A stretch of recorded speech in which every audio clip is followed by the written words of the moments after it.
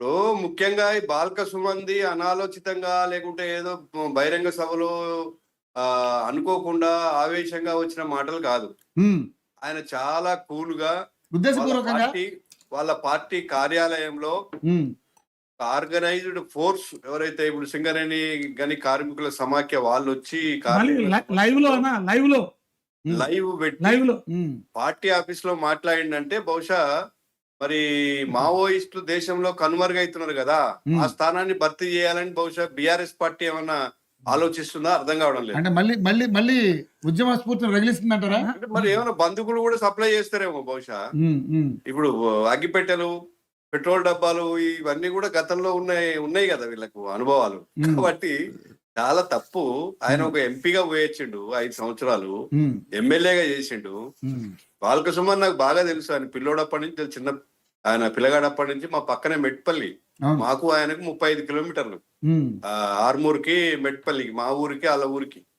నేను వాళ్ళ ఇంటికి కూడా వెళ్ళిన అనేక సార్లు. నాకు వ్యక్తిగతంగా తెలిసిన వ్యక్తే. కానీ ఆయన కొంత దుడుకు స్వభావము, ఉద్యమంలో ఉస్మానియాలో ఉండి అనేక కేసులు ఎదుర్కొని దెబ్బలు తిని బహుశా రాటు తెల్లిండు. దాంట్లో అనుమానం లేదు. ఆయనకు కావాల్సిన స్థానమే దక్కింది. సరే, కేసీఆర్ గారి దృష్టిలో ఉన్నాడు కాబట్టి చేసిన త్యాగానికి ప్రతిఫలంగా కేసీఆర్ గారు ప్రమోట్ చేశారు ఆయన.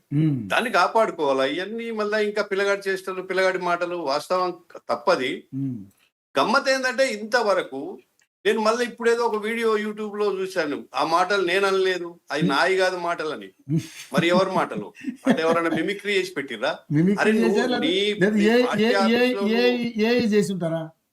నువ్వు నీ మాటలు నువ్వు లైవ్ లో మాట్లాడుతూ ఉంటే అది లైవ్ లో కట్ చేసి మిగతా వాళ్ళు వైరల్ చేశారు. మీకు సంబంధించిన మీడియా కూడా అది రికార్డ్ చేసింది ఆల్రెడీ. కాబట్టి పార్టీ ఇప్పుడు వెంటనే ఇట్లాంటి నష్ట నివారణ చెయ్యాలి. ఇప్పుడు బీఆర్ఎస్ లో నేను ఉండి చూసింది ఏంటంటే గత అనేక సంవత్సరాలుగా ఇట్లాంటి నష్ట నివారణ చర్యలు తీసుకోదు. నీకు మిగతా పార్టీలకు నేను కేసీఆర్ కు తేడా ఏంటంటే ఇవన్నీ ఏమైతే ఇట్లుంటాడు. ఇప్పుడు మనం చూసినాం, ఇదే చెన్నూరా ఆయన బెల్లంపల్లి ఎమ్మెల్యే ఒక ఆయన ఒక మహిళను వేధిస్తుందని దుర్గం చిన్నయ్య ఒక మహిళ, అంటే నేను ఎగ్జాంపుల్ కోసం చెప్తున్నా, ఇది కొత్త ఆరోపణ కాదు, నేనేదో కొత్తగా. ఆమె పాపము 3 సార్లు ఆత్మహత్యాయత్నం చేసింది. ఢిల్లీ పోయింది, అనేక రిప్రజెంటేషన్స్ ఇచ్చింది, హైదరాబాద్ వచ్చింది, హంగామా చేసింది. అరే కనీసం పిలిచి ఆ చిన్నయ్యను మందలించిన పాపాన పోలేదు కేసీఆర్. మళ్ళీ సీట్ ఇచ్చారు. క్రమశిక్షణ చర్య పక్కకు పెట్టండి. అంటే అట్లాంటి చర్యలు ఇప్పుడు ఈ రోజు కూడా ఈ ఎపిసోడ్ మీద ఎంత సీరియస్ ఇష్యూ నాకు చెప్పండి నిజంగానే. అంటే ఒక డెమోక్రసీలో ఉన్నటువంటి రాజకీయ పార్టీ ఈ విధమైనటువంటి రెచ్చగొట్టే వ్యాఖ్యలు, అసలు ప్రభుత్వం కూడా నేను అనుకుంటా ఏం చేస్తుందో నాకు తెలుస్తుంది. వెంటనే పీడీ యాక్ట్ పెట్టాలి. నువ్వు అడ్డమైన కేసులు, ఏదో ధర్నా చేస్తే రైతులను పట్టుకపోయే వాళ్ళు కూడా అమాయకులను పట్టుకపోయి కేసులు పెడతారు. అరే ఇది ఎంత సీరియస్ ఇష్యూ. ఉపా కేసా, ఉపా ఉంది కదా, అట్లాంటి కేసుకు అర్హమైనటువంటి వ్యాఖ్యలు ఇవి. నువ్వు బహిరంగంగా పిలుపునిస్తున్నావు. ఇంకొక విషయం కూడా ఇక్కడ మనకు అర్థమవుతుంది, బీఆర్ఎస్ పార్టీ వాళ్ళు వెళ్తే రైతులు వస్తలేరు. నీకు నువ్వే చెప్పినావు కదా. అంటే కాబట్టి ఇది చాలా సీరియస్ ఇష్యూ. ప్రభుత్వం కూడా సీరియస్ తీసుకోవాలి. నేను ఏమంటున్నా అంటే దీన్ని ఎవరు కూడా ఎంకరేజ్ చేయకూడదు. ప్రజాస్వామ్యంలో హింసకు తావు లేదు. హింసాత్మకంగా రెచ్చగొడితే ఎవరైనా కూడా, ఎవరినైనా ఎంత పెద్దవాడినైనా కూడా ఉపేక్షించాల్సిన అవసరం లేదు. ఇది మనం అనేక సందర్భాల్లో చూసాం. ముఖ్యంగా రామ్మూర్తి గారు పాపము.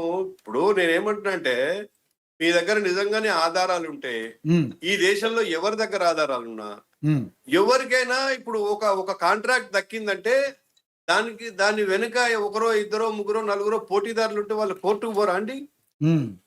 ఆర్బిట్రేటర్ కు పోరా? ట్రిబ్యునల్స్ లేవా? అంటే ఎవరికైనా నామినేషన్ మీద ఇచ్చేయచ్చు ఈ దేశంలో? కామన్ సెన్స్, మినిమం నాలెడ్జ్ లేకుండా మాట్లాడుతుంటారు. వట్టి ఆరోపణలు, పిచ్చి ఆరోపణలు. అవి ప్రజలు అసలు పట్టించుకుంటలేరని కూడా వీళ్ళకు సోయేస్తారు. ఇంకా అవే పాట పాడతారే ఉంటారు. అంబానీ అది ఎట్లా కట్టబెడతారండి? స్కోప్ ఎక్కడుంది నాకు చెప్పండి. ఏదైనా ఓపెన్ టెండరు, గ్లోబల్ టెండర్ పిలిచి ఆన్లైన్ లో పెట్టి అలాట్మెంట్ చేస్తుంది ఏదైనా ప్రభుత్వం చేసినా కూడా. అంటే టెండర్లన్నీ వాళ్ళకి ఎందుకు వెళ్తున్నాయి అనేది కూడా ఒక ఆరోపణ. అరే ఎందుకు వెళ్తాయంటే వాటి శక్తి ఉందండి. అలా కాదు సార్, ఇప్పుడు మిగతా వాళ్ళు టెండర్ వేస్తారు. మోడీ ఎందుకు గెలుస్తున్నాడండి నాకు చెప్పండి. 14 నుంచి ఉమ్. నాకు చెప్పండి ఎందుకు వెళ్తాడు. మోడీ ఎందుకు వేస్తున్నాడంటే మళ్ళీ నేను ఒక మాట అనాల్సి వస్తుంది. ఎందుకంటే ఈవీఎంలు మెయింటైన్ చేస్తున్నారు కాబట్టి వ్యవహారం. కేరళలో ఈవీఎం మంచిగా ఉంటది, బెంగాల్లో ఈవీఎం హ్యాక్ చేస్తారా? ఏం మాట్లాడతారండి. ఇట్లాంటి ఆరోపణలు వస్తాయి. ఇప్పుడు 14లో కాంగ్రెస్ ప్రభుత్వం ఉన్నప్పుడే మోడీ గెలిచిండు, ఈవీఎంఏ కదా.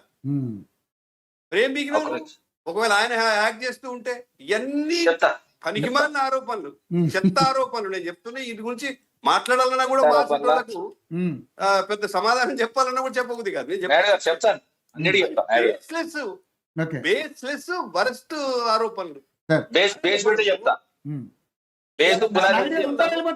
నాయుడు గారు ఒక నేను అంటున్నా సార్, ఒక వ్యక్తి ఉండాలని చెప్తున్నా బేస్ దాంతో చెప్పి ఇప్పుడు ఆన్సర్ ప్రపంచంలో అరే వినండి, మాట్లాడినప్పుడు మాట్లాడండి.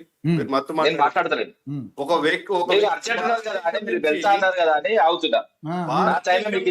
భారతదేశం నుంచి వెళ్ళి ఒక అతను ప్రపంచ కుబేరుడుగా ఎదిగితే ఆ దేశానికి లాభం ఉంటుందా నష్టం ఉంటుందా అండి?